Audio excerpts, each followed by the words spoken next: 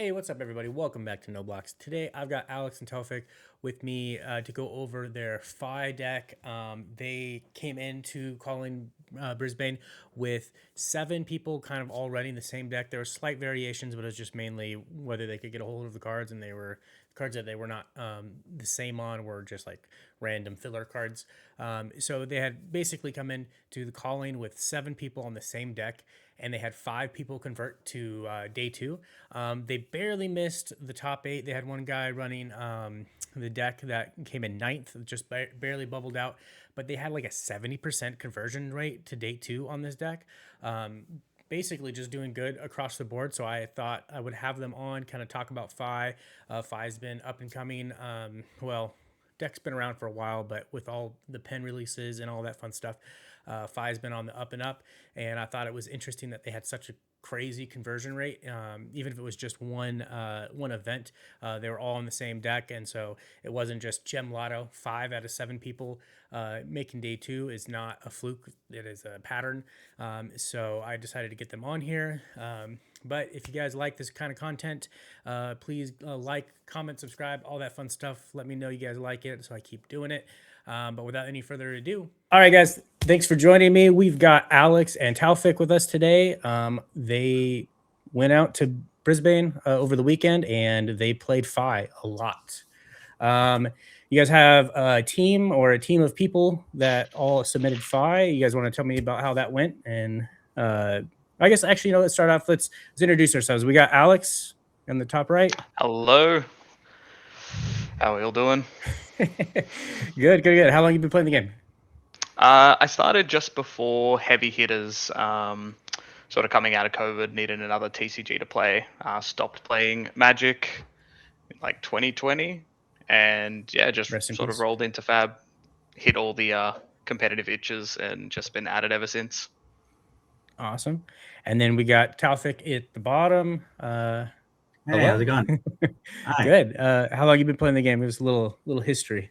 Ooh, so I've been playing the game since Uprising release, actually. So yeah, my first Fab event was the Uprising World Premiere in Sydney. I opened up the Seal deck, I registered Fi, and then I somehow just registered Fi in every format since then for like a couple of years.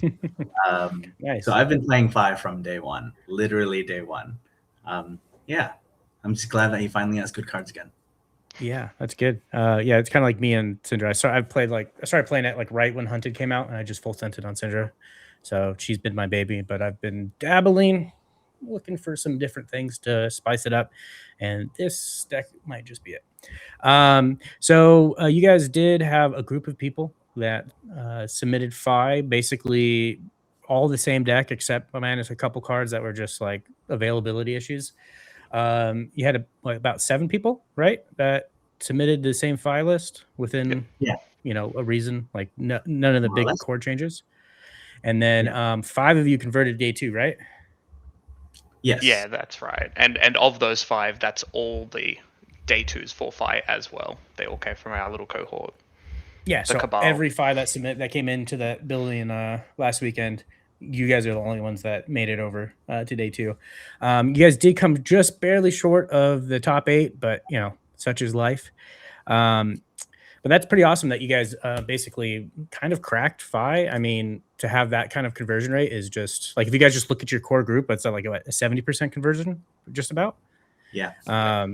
That's kind of an insane conversion. So despite you guys not winning the whole event, I thought this was some interesting stuff to have on, because it's very rare that you have a team, I think, that converts that regularly. And then also, like, you guys are all playing the same thing. So you must have cracked something, either that or nobody saw Fi come in, which was kind of weird if that's the case.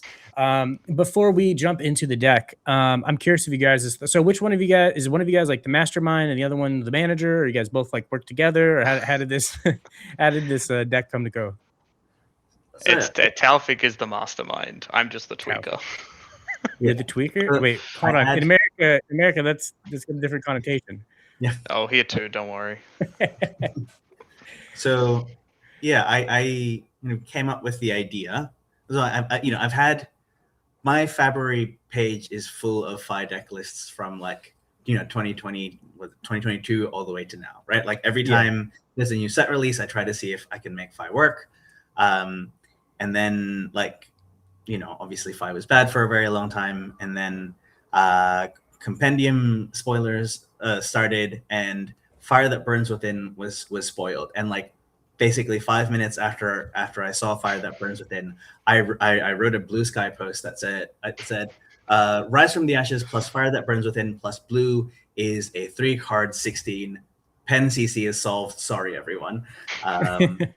Unfortunately, didn't quite make it to that level that I could quote that again. But we got pretty close. I mean, the Fi got some fire. No pun intended. Out of the new set, I'm gonna be 100% honest. I thought Fi was gonna LL like immediately. That's why I didn't even like look into it, because I was like, oh, he's so close, and he got all this like heat, and I was like, oh, he's gonna pop off. And he's still very close, but like when I saw those cards, I was like, yeah, Fi is just the best ninja right now. So you kind of put all the cards together, and then you were tweaking, Alex, or so once an initial list came through, just had a look at what was clunky, what I noticed from someone who isn't the number one Fi propagandist, what wasn't working from a number standpoint, and just trimming the numbers, making sure the ratios were good, and then we did put it through the calculator, as we do. You're the actually guy. That's cool. I mean, sometimes you need that clear perspective. When you're a stand for the hero. See, Talfik's always pushing for Fi, like just constantly. Nearly took it to Nats last year until one Tom Dowling saved him. But all in all, I think that this time the propaganda was just correct. Yeah, I think he's in a pretty good spot right now. He's been performing relatively at all the big events. He hasn't won any of them yet, which is I guess good for you guys, because you get to play him more until you guys win an event on them. I guess that's probably the goal. But I'm curious of your guys' thoughts, because we know up until this point, the date of recording where I'm at is the 17th, and Verdant's just LL'd. And I think that kind of opens up the meta.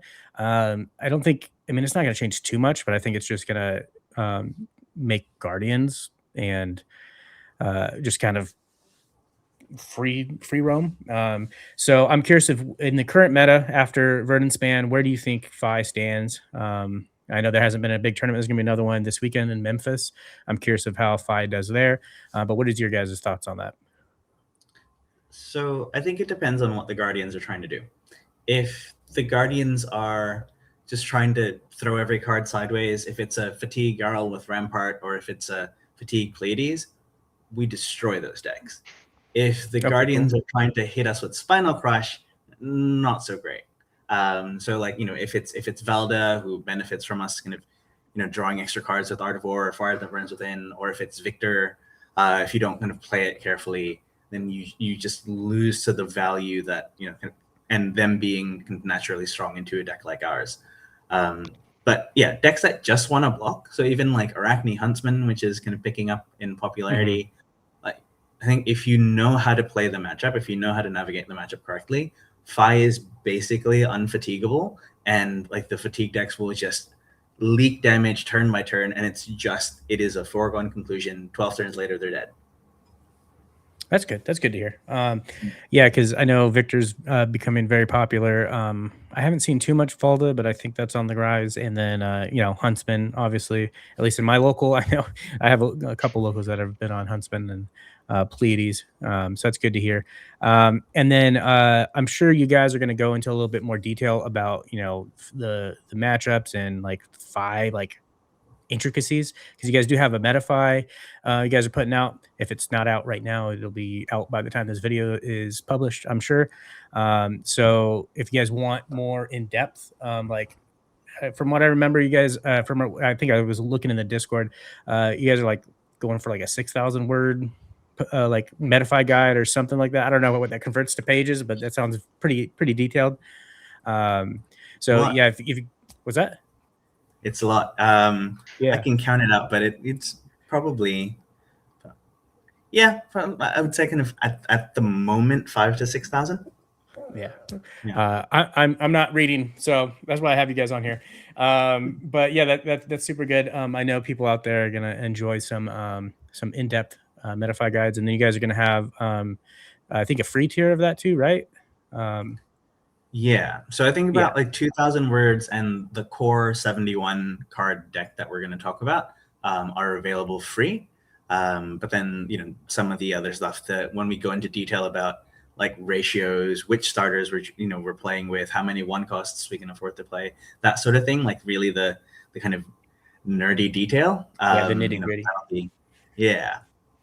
Yeah, I saw you posted in the Fi Discord some graphs and like statistics, and I was like, oh, these guys aren't messing around. They didn't just throw Fi together. They did some real nerd shit up in there. So I mean, that's partly like statistics work, partly rage baiting. Because we know that there are certain people who like playing Fi a certain way that we think are definitely wrong, and we can get into that.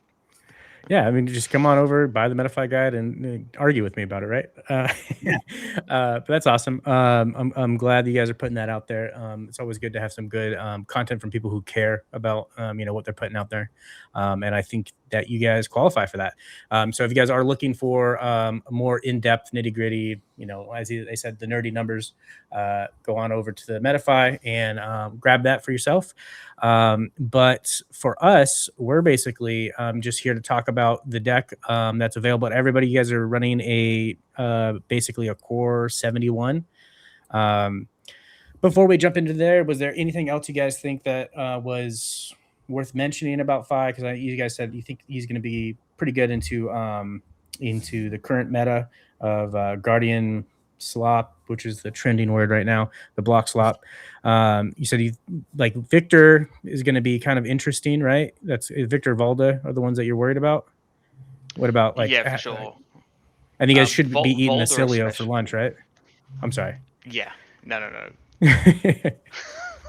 Sorry, we got a little bit of a delay, so it's a little bit hard to time that stuff. But go ahead.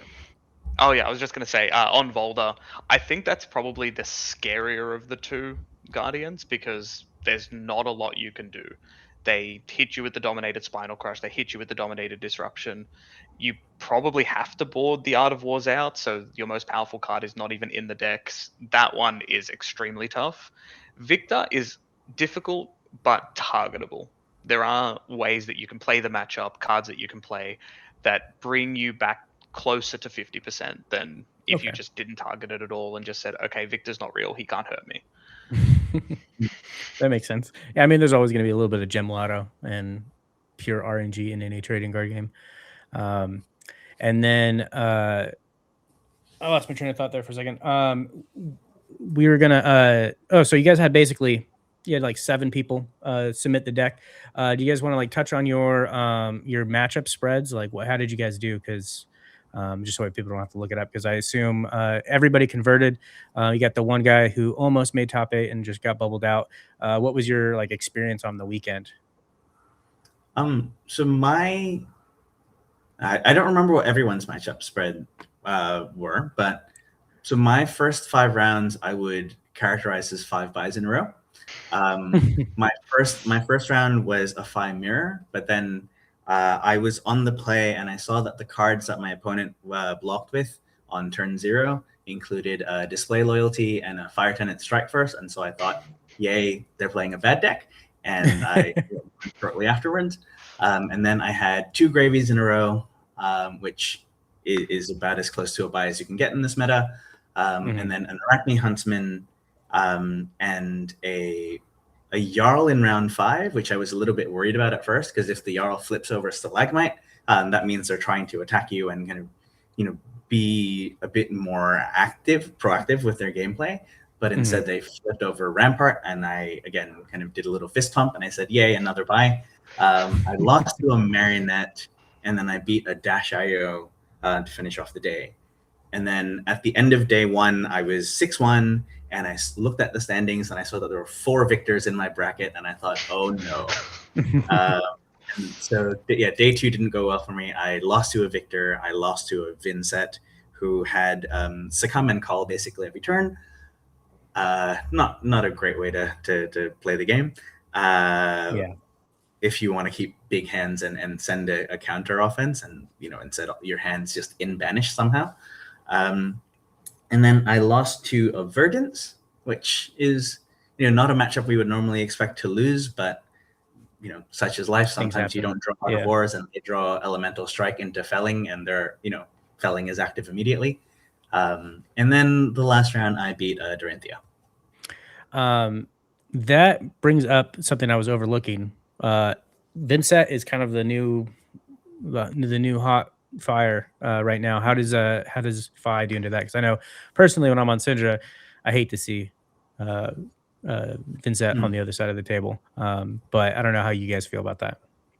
So I think the matchup is close. We have 3 Warmonger's Diplomacy just in our main deck. So sometimes we can high roll them that way.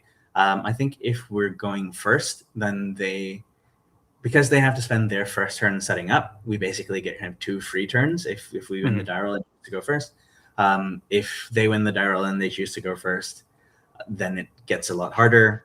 At this point, we're not sure whether playing a single copy of Tide Flippers is worth it, and we haven't seen really any evidence that makes the matchup any better.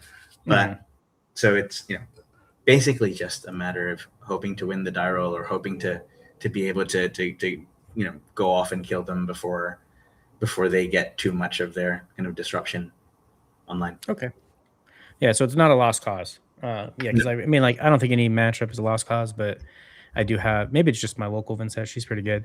But when I'm on Syndra, it just seems really rough. But Alex, how did your weekend go? Oof. Day 1 started real rough. We had round 1 with a Dory, and I lost the die roll. And in our internal testing, that generally meant that you lost the game. So it was really close, but I was really just a few points short. They cashed the fridge in. The Dawnblade had 5 counters on it. Multiple pumps, and the first sword came in for 15, and I was like, well, that's it. That's done. So, and then that put me in the Victor bracket. So then round 2, of course, was Victor.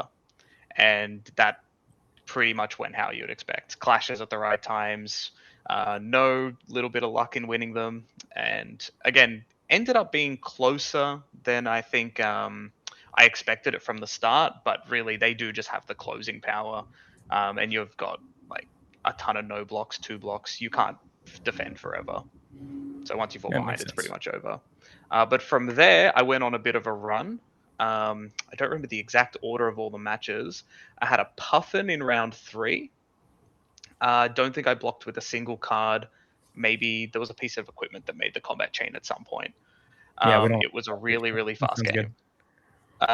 Following that, there was, I think, a Katsu next. This was another matchup where I don't believe a card hit the combat chain in defense on my end. So just a hard race. I think I got a 6-card Art of War with the links. So things went well there. We had a Tough Nut in there. That one was, again, just closer than I expected it to be. Few fortunate flips on reds got me through. Then there was I remember my last round was Kasai, and I was pretty pumped for that because they really have no way to stop you from just going, all right, this is the card I'm going to 6-card Art of War you. Even with their fridge, they can't really stop a Lynx from triggering. So that went really well. I know there's one round in there that I'm missing, but it's just not coming to me right now.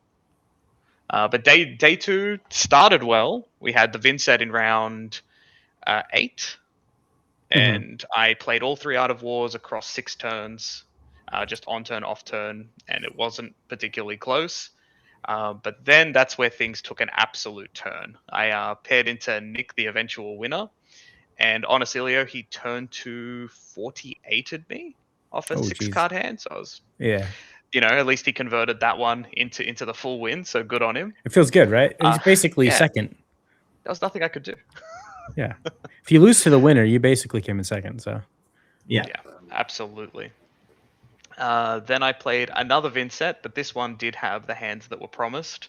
There was a 30 damage turn with a bunch of disruption and never came back from that. It involved multiple culls as well. And then finally, my win in cash was a Dio, and I lost the die roll, which, as Taufik will definitely attest to from testing, is not good. Not a good place to be. Yeah, that makes sense. Sometimes you got it, sometimes they got it. But in general, I know you did get mollywopped by the winner on Acilio. But in general, how do you guys think the Acilio matchup is? Because I don't think there's going to be like in general. I mean, like for the people that are going to the big events, obviously you gotta prepare for the top decks. But I think in like ProQuest and stuff, like at least locally, like I know one of my locals is on Acilio, and they're a little bit worried about all the Acilio hate, so they're not even playing Acilio. But how do you guys think you guys do into that? So yeah, from our experience, the matchup is very good. I think if we win the Daryl and we choose to go first, and if they have like 1 or 2 instants in their hand, then on turn 0 they're already leaking like 4 to 6 damage, so they start the game on 40 or on 28. On 30 or on 28, and we still get Arsenal a power card for our first big turn. Then we can afford to just ignore whatever they do on their first turn and then blow them up. If they go first, then it's closer, because then they have the opportunity. They have a free setup turn. They don't leak extra damage unnecessarily. So they do then get maybe that 1 extra turn where they can try to combo off and kill us or put us on the defensive. But in general, we're still a little bit ahead, I think, even if we're going second. And again, it's only a core 71 cards. If we really hate Acilio that much, we just throw in 3 Amulet of Echoes, and then it makes sense. We try it on turn 0, then game's over. Yeah, that 100% makes sense. Yeah, like I figured you guys would be good at Acilio, but sometimes they just have that stupid combo. Turn 1. Your average turn value is higher than theirs. So in a 3 to 4 turn game, you're going to kill them before they kill you. The exception is when they have that incredible turn where it's 30, 40 damage, and there's generally no coming back from that. Yeah, you guys are both basically just trying to combo off, and whoever gets it first kind of wins. That makes sense. Yeah, so I think that kind of covers it. Let's jump into the deck real quick. All right, guys. So we got the deck list here. This is the core 71. If you guys want the full like a full 80 list with matchups and all that good stuff, head on over to the MetaFi guide. It'll be linked in the description down below. They'll have matchups and another 8 or 9 cards that you can throw in the deck. For now, if you're just looking at this one, you guys gotta figure those last 9 out on your own. But I'll hand it over to Taufik real quick to kind of go over Fi for people who, I assume if you're watching this video, you already know about Fi, but there's a possibility that there's somebody out there that is looking for their first deck to take to the last ProQuest of the season. So if you want to kind of explain why you fell in love with this guy and what makes him unique, and then we'll dive into the rest of the deck list. Sure. So like when Fi first came out, basically the hero ability just represented +1 damage every turn, right? You're incentivized to include cards in your deck that all have go again, so that you can get to 3 Draconic Chain Links, so that you can return Phoenix Flame from your graveyard to your hand free. And so that always represented 1 additional damage.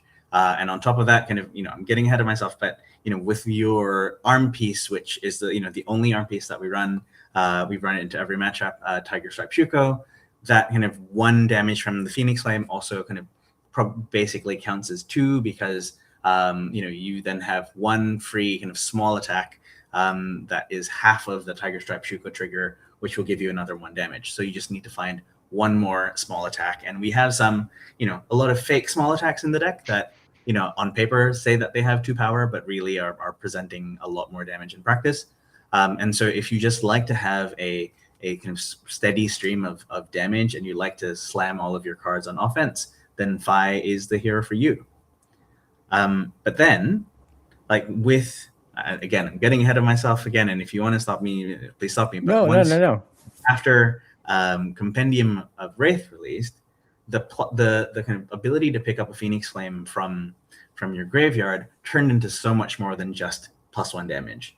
With Fire That Burns Within, that Phoenix Flame can then get discarded to turn into a real card, and +2 damage with the Fire That Burns. So a Fire That Burns Within represents kind of an upgrade of +3 damage on the Phoenix Flame, plus a random card on top of that. And then, of course, the Art of the Phoenix War, which is what Fi players have been wishing for since the original Art of War got banned, turns that Phoenix Flame into 2 new cards and +1 damage to all of your attack action cards for the rest of the turn. And so then you get this new way to use the ability to pick up Phoenix Flames, not just on your side of the turn, but also on your opponent's side of the turn. Because Fi, being a kind of an older templated hero, does not use a tap ability, and so Fi's ability just says once per turn instant, which means you can activate it once on your opponent's turn, which we do a lot, as well as once on your turn. And so you basically on your opponent's turn you transform a blue in your hand into a Phoenix Flame, and then shenanigans ensue. Okay, so we do got the quote unquote generic equipment suite. We got Dragon Scalar Flight Paths, Flying Spring Tunic, Mask of the Pouncing Lynx, the weapon, and Tiger Striped Shuko. I think out of all of these, probably these two are the most interesting. Like Fi. I mean, other people play Mask too, but I think you guys kind of are abusing it right now. You want to just touch on these real quick for the people at home? Yes. So Mask of the Pouncing Lynx, it used to just represent at the end of the turn you can get another 6 or 7 damage. You at the end of a long kind of combat chain, you have an attack action that hits, you sacrifice the Pouncing Lynx, you find Assault the Wound, and you send it in for 6 or 7, or on a Spreading Flames turn, you can you crack it and you find a Lava Burst and it comes in for 6 or 7 if there's a buff from the Tiger Stripe Shuko. But again, now kind of with all of the new cards that Fi has access to, it is by far the best card in the deck. It is by far the hardest card in the deck to use, and it kind of if you're looking to level up, then your play with Fi, then really kind of learning how to use Pouncing Lynx in all of the scenarios is the best way to do it, because now Pouncing Lynx can fetch you an extra resource if you grab Ignite, which gives a 1 resource discount to the next Draconic card that you play or activate. Fi can, if you naturally draw a Phoenix Flame somehow, Fi can fetch you the Fire That Burns Within to upgrade your Phoenix Flame into something else. Fi can fetch you a Phoenix Flame. If you need an extra Phoenix Flame from your deck or from your graveyard, instead of fetching the Phoenix Flame itself, you fetch an Inflame, which then when you send it to attack, you pick up a Phoenix Flame from your graveyard without having to use Fi ability, and then you can then throw it away to Art of the Phoenix War, or to a Fire That Burns Within that you have in your hand, while still having Fi ability available to you to do it again. And so there's just so much utility now. It's not just here's 6 or 7 damage. I mean, ultimately everything converts to damage, but basically now a Mask of the Pouncing Lynx on any given 5-card hand is basically your kind of it unlocks the full potential of that hand. If you're a bit short on blues and you have a couple of 1 costs, you fetch an Ignite. If you are a bit short on card quality and you want to try to upgrade, you gamble with Fire That Burns Within. If you're just missing a couple of Phoenix Flames to throw away to Art of War, you get an Inflame. Or if all you need is a finisher, then you can get the finisher. Also, if somehow you want to unlock a Salt the Wound in your hand when you're playing, you're in an Oath of Loyalty turn, where you can only play Draconic cards, and Salt the Wound notably is not a Draconic card, you can fetch an Inflame the Firebrand and turn everything, all of your attacks Draconic for that turn. So it does literally everything. And so using it well leads to victory, wasting it leads to defeat. Alex, is there anything else you wanted to kind of add on that? Yeah, I mean, just the most recent one into the toolbox, really, that Enflame.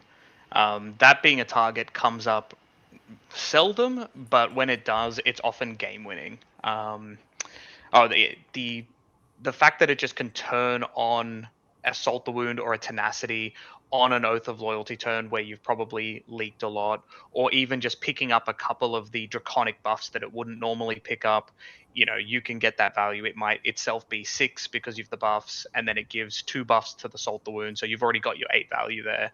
A lot of utility. It's yeah, anything you need, it's just there. More often than not, I think my most fetched card is probably Ignite.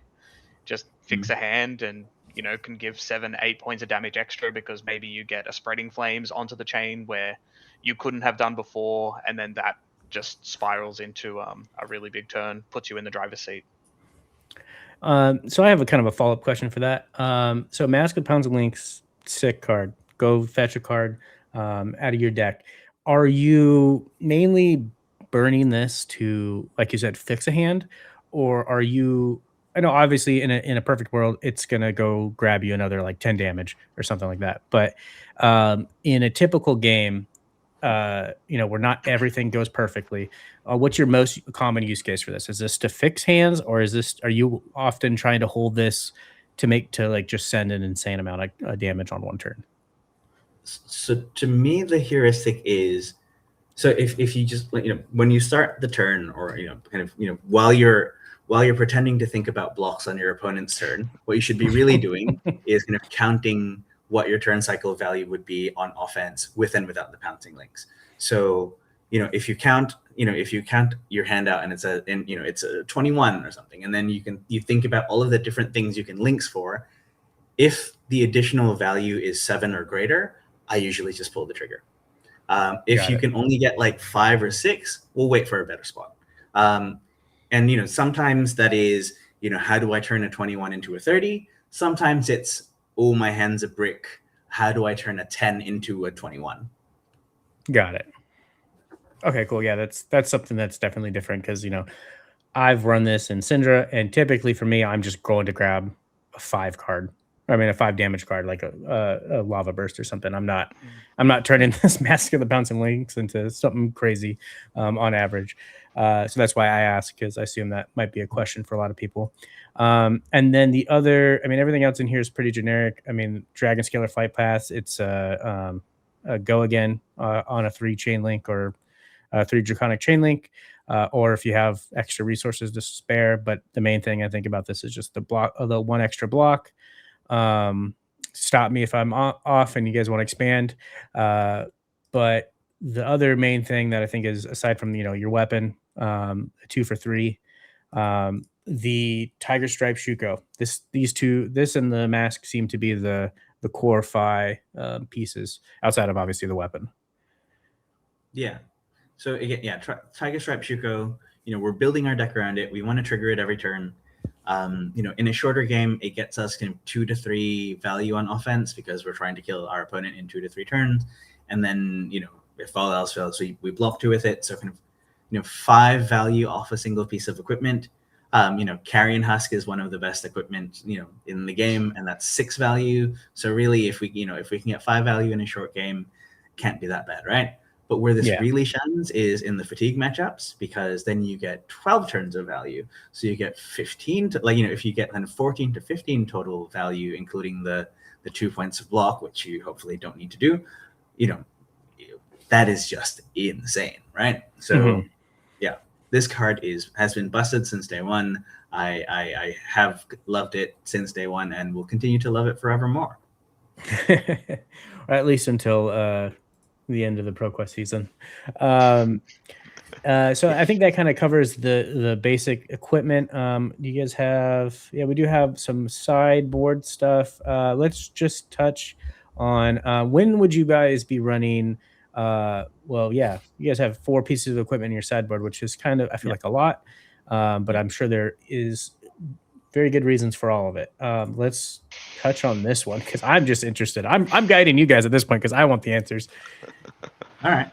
So Blazing Yoroi is for all of the aggressive ninja mirrors. It is, for Syndra, it is for 5 mirrors, and it's for Katsu. Basically, in most cases, it's gain 5 life. In an aggro race where no one wants to block, when you have the ability to just gain 5 life with your chest piece, that's pretty good. Sometimes it blocks a chain link for higher breaking point, which protects your 5-card hand and gains you 5 life. So not only are you blunting your opponent's offense and disruption, you retain the ability to just murder them. And other times it blocks a dishonor, or we're happy with it to just block a lava burst. But it swings the game more than, say, kind of having an extra resource would in that situation. So it comes in, over like Tunic or Old Knocker. So like for our equipment suite, we have there's one leg piece that we run, which is Dragon Scalar Flat Path. One arm piece that we run, which is Tiger Stripe Shuko, but we have 4 different chests. So in the Metafy guide, I say a shirt for every occasion, because sometimes you want multiple resources when the game goes long. You have Final Stream Tunic. Sometimes you want to gain 5 life with against a deck that goes really wide and goes up to Chainlink 4 or higher. So that's when Yoroi comes in. Sometimes you just want to make sure that you have access to 3 points of block value, which is Furnace comes in against, like maybe against Dorinthia, sometimes against Prism for sure, because Furnace and a 3 block stops an erudition if you don't find a popper. Against Dash IO, it's also pretty good if you're on the draw and you want to stop a boom grenade from hitting. And then in some of the other fast matchups like Acilio, where all you want to do is make sure that you never brick so that you can kill them before they kill you. The on-demand resource from Old Knocker, taking a page out of their book, really, because they run that so that they can go off whenever they want to. So can we. Yeah, that makes sense. Just real quick on the flame scale, are you ever actually using the ability? I haven't used Flamescale Furnace ability since Icelander was legal. Okay, cool. It is just a block through now. Because I remember like when I first started playing, and I was looking at this card, and I was just like, why is anybody running this? And I'm like, oh, it's 3 block. But I was just reading the text. I was like, when are you ever using that? Okay, cool. I just want to make sure I'm not crazy. And then you get the Old Knocker on demand, gain 1. So that's for the games like you said, like a Acilio, something you think is gonna last 3 turns or less. Yeah. So that 100% makes sense. And then when are you running Mask and Momentum over Pounds and Links? Do you want to take this one, Alex? Yeah, so there's 2 key places where you want to be running the Mask of Momentum, and they're the Illusionists, so to speak. So it's Gravy and Prism. The reason for Prism is primarily to shut off their ability to turn your banished card face down. But also because if they're trying to deny the mask triggers, they're blocking, they're extended the game, they're actively making their hands worse. They operate at their best off 4 and 5 card hands. So if you can strip a card or 2 from them, you're really playing into your own game plan, because they can't realistically block all your 1s and 4s and random breakpoints that are coming through. Topped off with the fact that they really want to be getting that ward value early on in the turn, so they're not feeling vulnerable to Shuko. So putting them in a position where they're blocking is just very advantageous. We were also playing some poppers for Prism at Calling, and paired with the Mask of Momentum, it definitely put a lot of pressure on them, even though we didn't see any at the Calling itself. A second matchup there is really Gravy, where it actually serves a different role. There, it's just allowing you to clear the allies efficiently without actually falling behind on tempo. Because Gravy is very good at racing. Between the cheating scoundrels, the prismatics, if you ever Arsenal, you turn their boats on. You really don't want to be putting yourself in a position where you're clearing allies, losing like 3 to 4 points of damage, and falling behind in the race. You don't want to attack their attacks. So by putting Mask of Momentum in the deck, it just lets you efficiently 1 card clear a lot of the smaller allies, and you can also clear efficiently the bigger ones like the Chums there, where you just can sink a couple of attacks into it, draw your card, and you're not really falling behind and still putting them under pressure. That makes sense. Yeah, the Gravy definitely tracks. And I wasn't aware of how important that Prism matchup is. But yeah, that's good to know. And then so now we're just kind of into the main 59. We don't need to touch on every single card. I'm going to assume that most people have played the game before and can also read. No shots at you guys if you can't. But I'm sure you're going to go into detail on most of the cards in here in your MetaFi. So a high level overview. What are the main takeaways that you guys think might be a little bit different from your list, or just of note for the people at home? Yeah, I think that the key difference, and I'm going to let Taufik do this one because he loves this. This is a big part of the article, so he can give the spark notes. But his dislike of display loyalty and art of what was it? Tenant Fire. Fire Tenant. Yeah. Fire Tenant. That's it. Yeah. All right. Yeah, I was seeing some of the jabs in the Discord for that. So yeah, go ahead, expand. So okay, I'm gonna fire some shots here. I think that most Fi decks floating around since Compendium of Wraith release are built wrong. Most Fi decks so far that I've seen, they're just trying to be Syndra with Art of War, and that's really not leaning into the strengths of the deck. So the game plan for these decks seems to be like put in as many kind of Lava Vein loyalty reskins as possible. Conditional go again head jabs, like hot on their heels. Fire Tenant Strike First, which is it's a fine card. Display loyalty, and these cards were good in Syndra because Syndra had Flick Knives in conjunction with Mask of Momentum. So really, she didn't care what the attacks actually were. It was just you want to send a constant stream of 3s and 4s, pressuring Mask of Momentum, reducing your opponent's cards to just their block value, kind of prolonging the game and being a pseudo 5 intellect hero sometimes, and just burying the opponent in value that way. So this is not a Mask of Momentum deck, right? This is a Mask of the Pouncing Licks deck, and it's also a Phoenix Flame deck.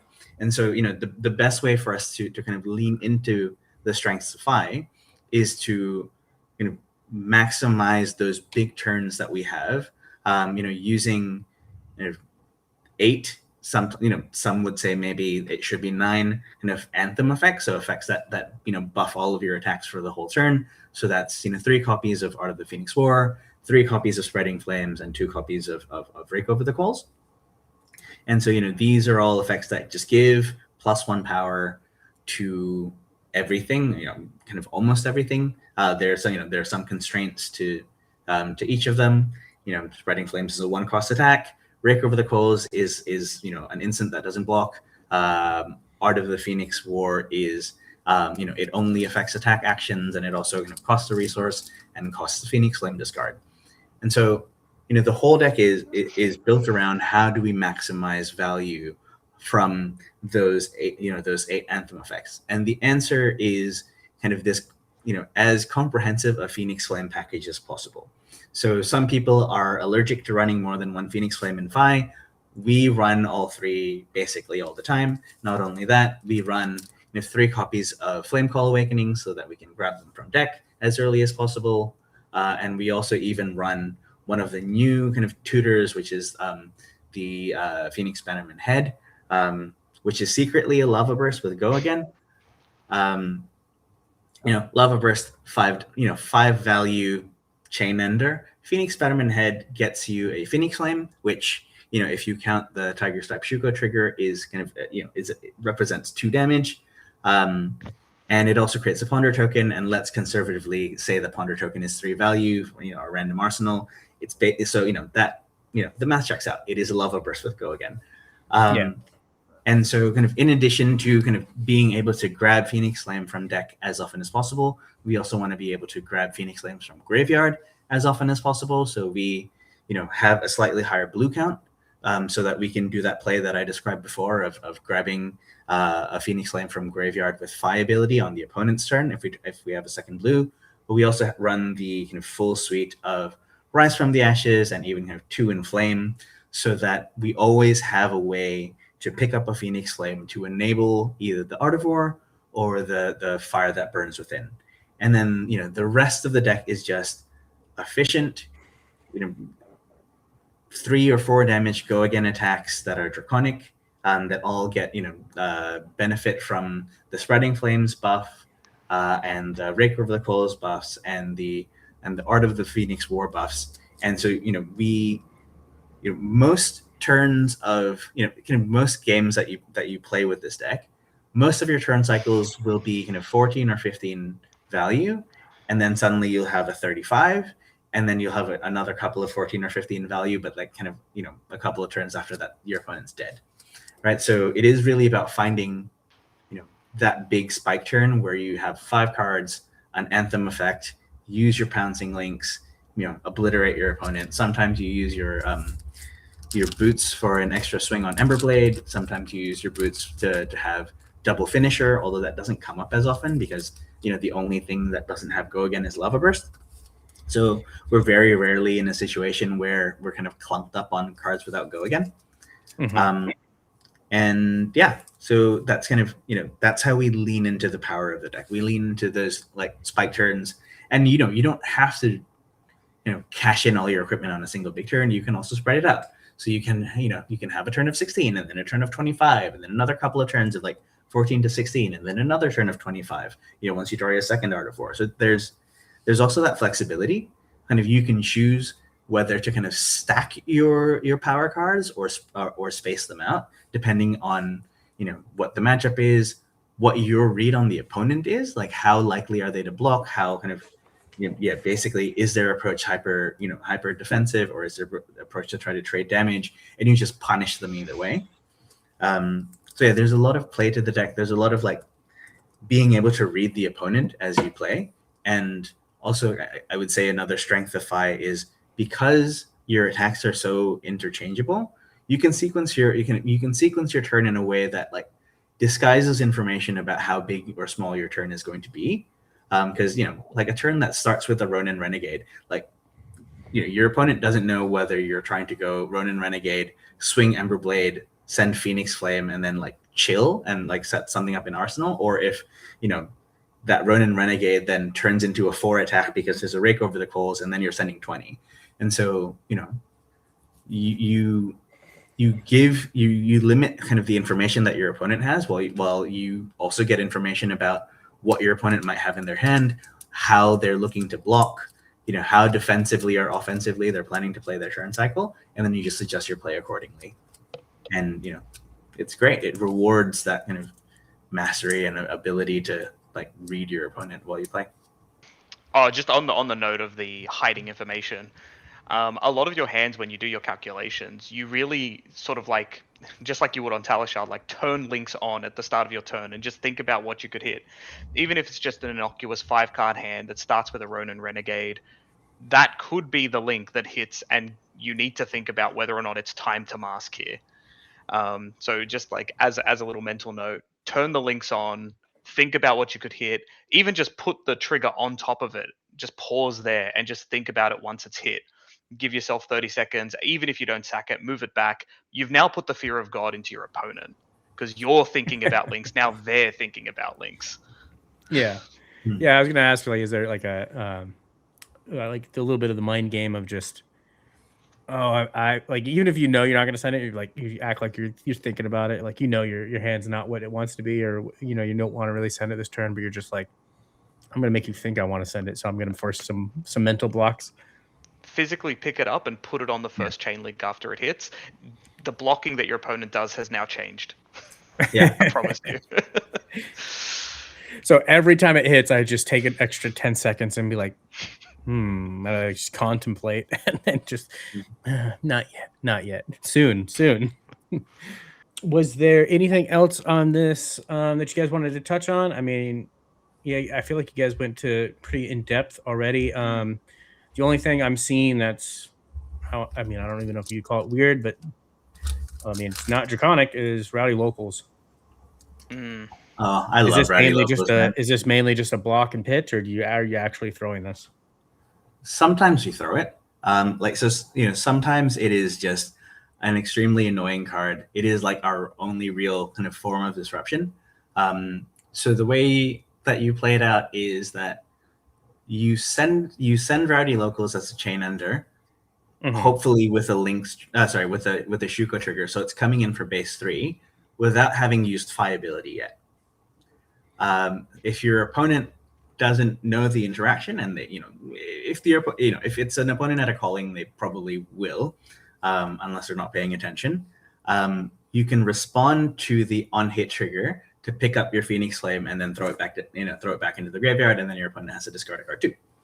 If your opponent blocks the Rowdy Locals, you just you pick up the Phoenix Flame anyway, and you put it in Arsenal if you want. So it's just it is a must block for opponents that don't really want to block, which is nice. Yeah, it's a nice way to convert a blue.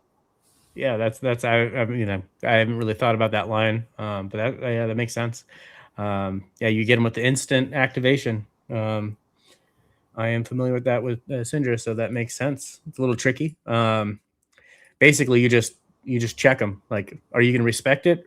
/ do you know what this can do?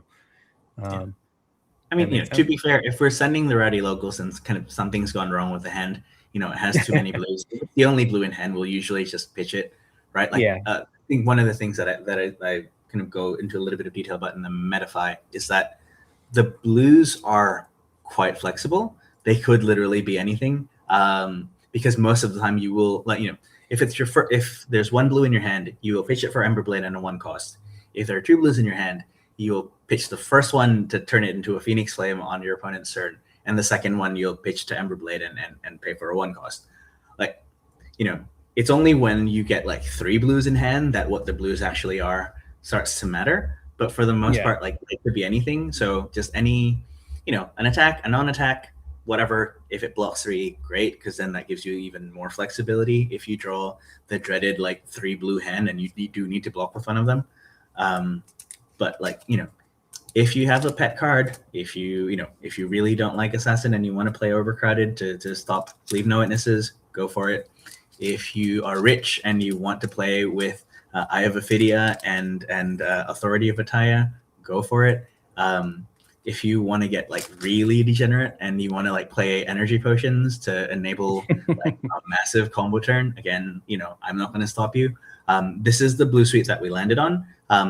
We liked having the Lava Vein Loyalties and the Cinderskin Devotions to, if we draw 2 blues off an Artivore and it's them, they can still convert for some amount of damage. Warmonger's Diplomacy as a main deck card is nice because most of the time we don't have to worry about it. And in the matchups where it is relevant, you can pick up your hand and say, oh, look, a trump card. I win on the spot. Which is a great place to be for a blue that you just don't have to think about for most for most games. Rowdy Locals is kind of maybe a tier below the kind of that default 9 that we've locked in. But it's still pretty nice. It's still pretty useful. If you really hate losing to Miller's Grindstone, you can replace them with Nasty Surprise. And then you get a bunch of tokens that you use to fuel a big turn on the crackback. Yeah, so it could literally just be anything. Awesome. That's some great insight. And then we got the inventory, I think pretty self-explanatory. Tenacity, Salt the Wound, nothing crazy. Great cards when they line up correctly. All right, guys. I think that kind of brings us to the conclusion of this Fi deep dive, somewhere around there. We got out to at least to our knees, and then for the real deep dive, I go over to the Metafy again. But any last words? Any shout outs? Where can they? Well, I mean, I'll link the Metafy on the bottom so you don't have to read out a URL. But any last thoughts for everybody at home? Deck is broken. Give it a try. Take it for a spin. It takes a little while to learn the lines, but it is so fun. And by a little while, you mean an hour, or you mean I can't take it to my ProQuest this weekend? Well, I think that if you just play a few games on Talishar and kind of get a sense of, the biggest level ups, kind of how you manage your Phoenix Flames. And I do go into that a little bit in the Metafy. And then how to use pouncing links. If once you get a better sense of how to do that, then I think you'll be well positioned to do well. And just high roll people, make them really angry, make them kind of tell bad beat stories about, to all their friends about how a 5 player just sent 40 on turn 1. That's the kind of world I want to see. Yeah. On that note as well, just a couple of other level ups as someone who's really coming into Fi just for this season. It's a combo deck, not an aggro deck. So view it as such when you're deciding your play lines, deciding how you block, and even down to your arsenal decisions, right? You're not looking to necessarily arsenal a starter. You're looking for something that fuels a big combo turn. And other than that, the core 71 that we showed, the other 9 cards can really be anything you want them to be to target the meta around you. Personally, at the calling, I didn't bring in 9 of the cards because I never saw the matchups that those were targeted at.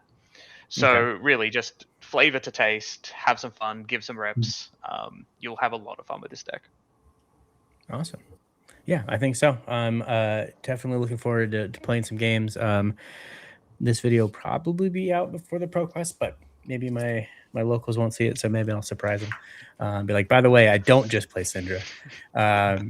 Yeah, if you tell me what your field is, I can fill up that extra 9 slots for you. I'll DM you. It's definitely not Prism because Prism won the last PQ, so he's judging.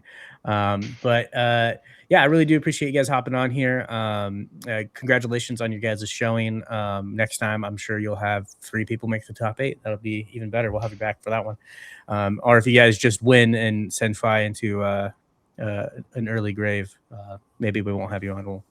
We'll just see everybody post about you guys online and RIP Fi. But yeah, I really do appreciate you guys coming on. And then until next time, see you guys. See ya. Yeah.